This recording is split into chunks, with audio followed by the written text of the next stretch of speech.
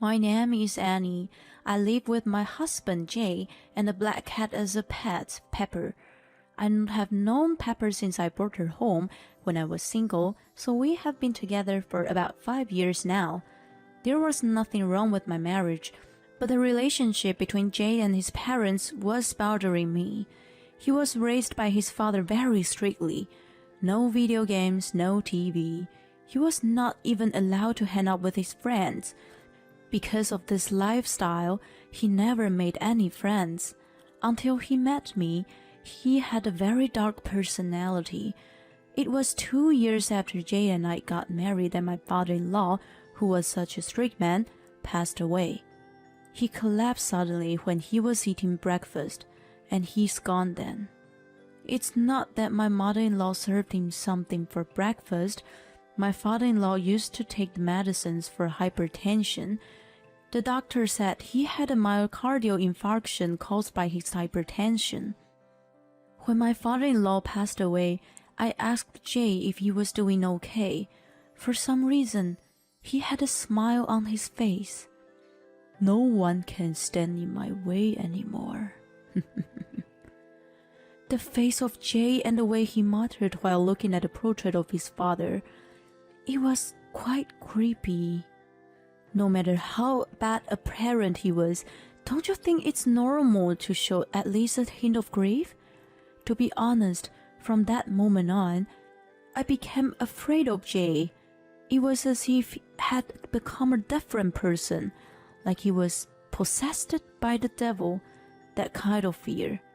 Then, a week later, after the funeral of Jay's father and finishing various other formalities, Jay changed drastically. Jay had gambled away all the money we had set aside for our home. Don't you want to live in a mansion? When I tried to warn him, he yelled at me, and I was so horrified by his change that I couldn't stop him. Sure enough, all the money we had for our home was wiped out. I was shocked, but decided to hope that this would wake Jay up. But reality was not so sweet. Apparently, Jay could not forget the pleasure of gambling. He even started to spend our living expenses. He was completely addicted to gambling. He would only bet on the biggest jackpot, saying that the crazier the better. He never hit the jackpot. And even if he gambles on the high probability one sometimes, he never won. Jay didn't have the slightest talent for gambling. By the way, don't tell him that the number I predicted was the winning number. Jay is a salesman for a big company.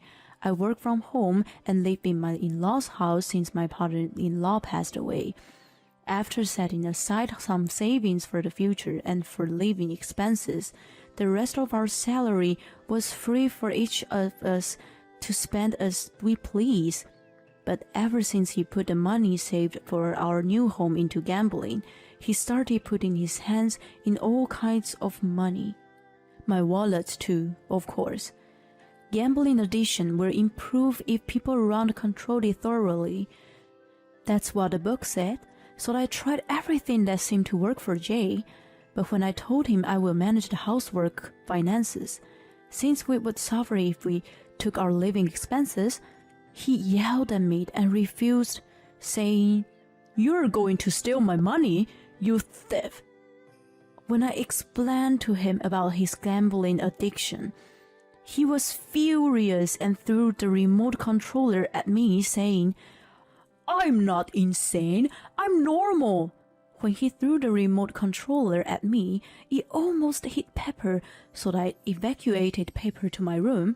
Then he started yelling, "So your cat is more important than me?" And no matter what I said to him, he wouldn't understand about gambling addiction. And moreover, he threw things at me again and again, and I realized there was nothing I could do. Gambling is more important to me than you. If he says something like that, you would think so too. It had been 6 months since my father-in-law passed away, and my mother-in-law was completely unaware of Jay's situation. It seemed that Jay was lying to my mother-in-law that he only gambles with his allowance. He was trying very hard not to show his bad side, especially to his mother. To Jay, his mother was the only person who will spoil him and heal him. She was the complete opposite of his father. If my father-in-law was the devil, my mother-in-law was the angel. I think he wanted to avoid being hated from her, but I didn't want him to use me to avoid being hated from her. Actually, my mother-in-law said to me today, Annie, Jay told me, but you shouldn't complain about every single thing your husband does. A wife should obey to her husband without complaining. She kept on and on about it. But mother, Jay is always saying terrible things to me. I'm his mother, so I understand everything about Jay. He's a sensitive boy. He never said terrible things. But because of you, he had no choice but to say them. My mother-in-law was so sarcastic. When I was about to say, but it's necessary for his gambling rehabilitation. Well, I think you're overreacting. You should allow him to gamble a little. You don't know anything because you just stay at home, but men have social life. Jay used to gamble once a month to relieve stress. You should stop meddling. Oh, and you should level up your housekeeping skills instead. I check your room from time to time. It's so dusty. No one could live in a place like that. You're a lazy wife. Did you go into my room without telling me? Is that why my work tools are missing? How can those things be work tools? You don't even have a job to begin with. My son said you're a stay-home parasite. I've explained to Jay that I work from home. I've even taken him to meet the people I work with. He even talked to them and greeted them.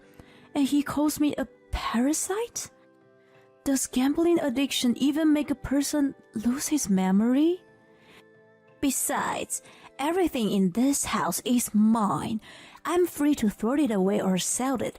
If you don't want to be evicted, don't disobey me. Before I could say anything back, she left with a big smile on her face. When my father-in-law died, she changed. She became more devilish, mean, and bullying. When I complained to Jay about it, "You call my mother a thief? Are you going to use that story as an excuse to beg me for things? You're a wicked bitch." He won't believe me. He just yelled at me.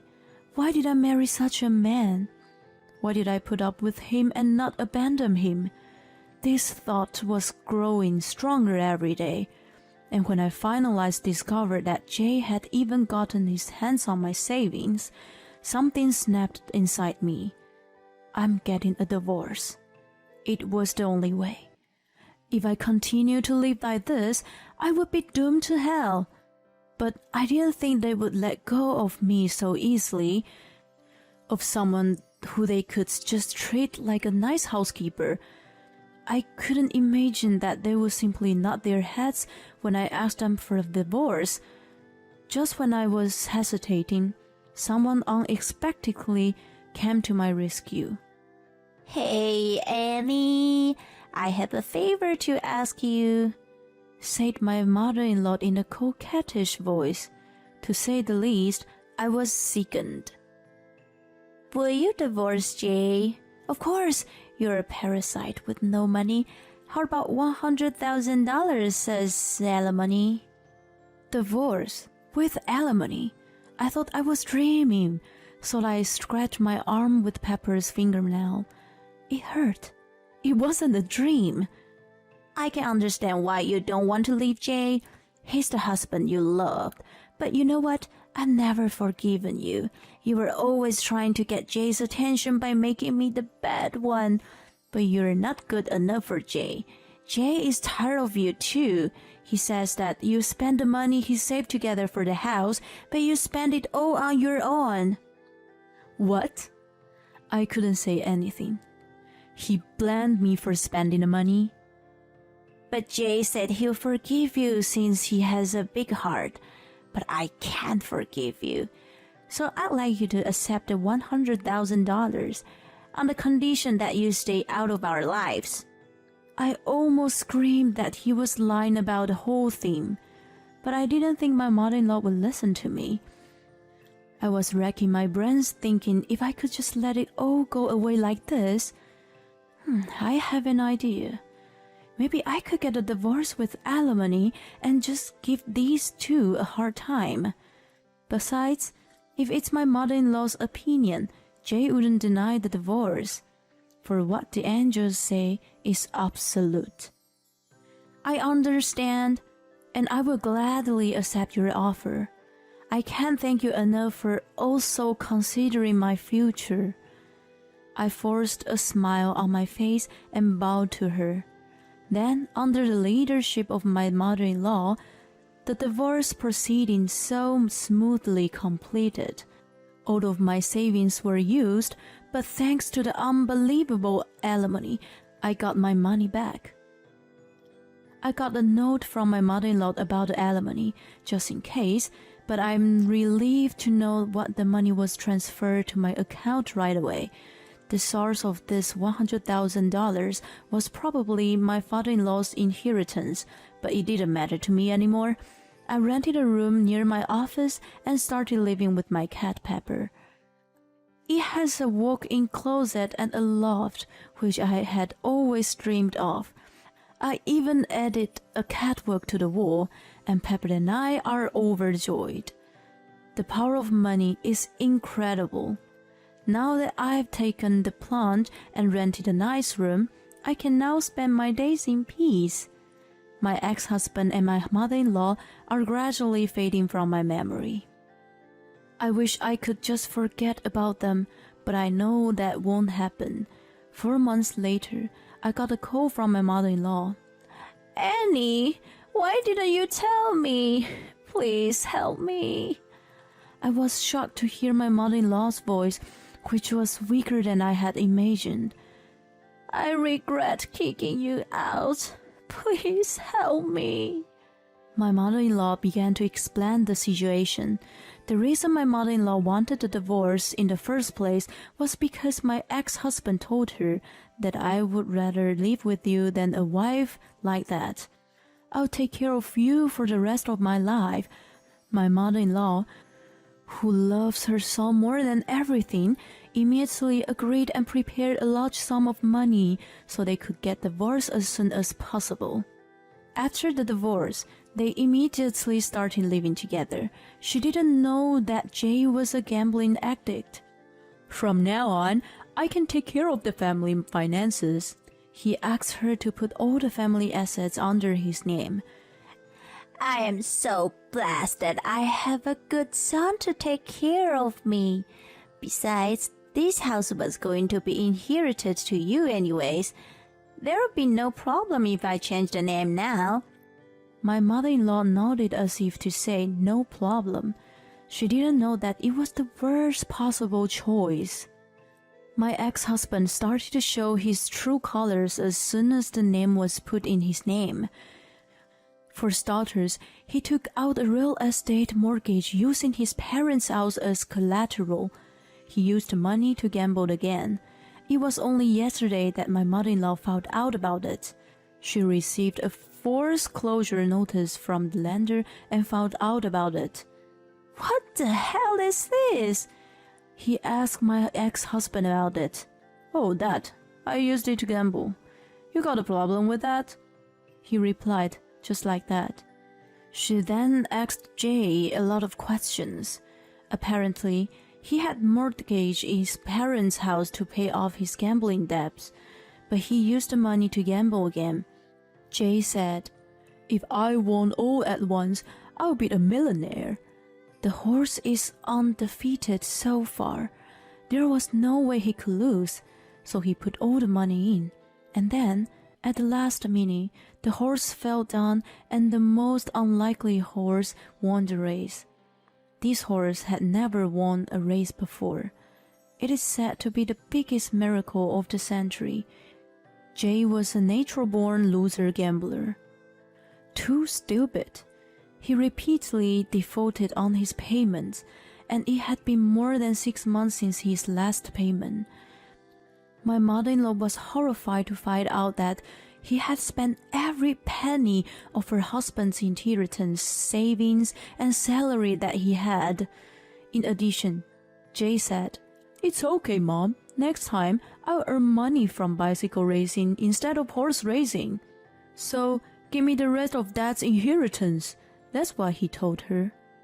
When my mother-in-law replied that the money was almost gone due to my alimony, Jay was furious. "Why did you pay her alimony without telling me? And $100,000? If I had that much money, I could have doubled it by gambling." He was very rude to her. My mother-in-law contacted me and asked me to return the $100,000. "I can't do that. I have a note." Can you do something about it? We were a family. Please, please. My mother-in-law cried and pleaded it with me, but her tears wasn't worth a penny. I'd even filed a claim for mental anguish instead. "I don't care what you say. Please work hard and pay back." I tried to hang up the phone, but my mother-in-law's attitude changed drastically. "You can't talk to me like that when your family is desperately asking you for a favor. You cold-blooded person. You should feel sorry for us and at least think about it a little." I sighed deeply. You know what? I have pointed out his gambling habit to you many times. You were the one ignored what I said and make fun of me. This wouldn't have happened if you believed even a little bit of what I said. Look, this is all your own fault, you know? That's because I didn't know. I didn't know that gambling addiction was that serious. And I would have at least listened to you if you would have insisted. Yes, it's all your fault. Take responsibility. That's the kind of mother she is. That's why he grew up like that. You two are really alike, you know. You can't even tell when your son is lying. You're a real joke. And it's your son who gambled away your savings. Did I use it? It was all your son's fault. He deserved it. Thanks to you, we're strangers now, so you have to take responsibility for your family. My mother-in-law, perhaps intimidated by my attitude, became silent, but she still hadn't given up. "All right, $50,000. All I have to do is pretend that you stole it from me. Then we can sue you and get back to $100,000. You know, this call is recorded just in case. I knew you were going to say something like that. Besides, I have a note." "Wait a minute. You're going to sue me to get back the $100,000? Why don't you give it a try? Maybe you can win. Do you have the money to sue? Shall I lend it to you?" "Okay." "Oh, you've become a monkey? Then I guess I can't talk to you anymore. Goodbye." After that, my mother-in-law went to a lawyer's office for advice, but I heard she was turned away at the door. "Consult with us for free. You can pay the cost for suing." That's what she was trying to tell him. Of course she would be turned away. A few days after the phone call, Jay asked me to get back together with him. He no longer had anything to put up as collateral, and he was completely behind his payment. I heard that some men in black suit were visiting his house every day now. The house had been sold, and they had to move out in a few days. Jay, who has no money, has nowhere to go. Even if he escaped, he would be caught by the men in black suits. "So I want you to hide me." He also wants me to pay his debts. I told him he could ask his co-workers for help. The man in black suits started visiting him at work. The company found out that he was in debt. Jay, who still can't stop gambling. He was fired for disturbing the public morals of the company. He had a small severance pay, but he used it in gambling again. He's really a hopeless person. "Hey, let me live with you. I apologize for everything." Don't mock me. I know what you're up to. You just want to gamble with my money. No, I mean, Huh, I can't help it. Tell me where you are now. I'm in a playground near my parents' house. Debt collectors won't be able to find me here. Okay, well, don't move from there. I have a gift for you. After I said that, I hung up the phone and started making calls to a certain place. Then the debt collectors found Jay. He was taken somewhere in a black car. He would have loved my gift. This whole mess started when my father-in-law passed away. Just one person's absence was enough to change the people in my parents-in-law's family. Was it because my father-in-law was such a big part of the family? Or maybe this is what happens no matter who is gone. I'm sure that eventually I will get married and start another family. I will make sure that my next husband does not become a gambler. I will try to make sure that I have a decent mother-in-law.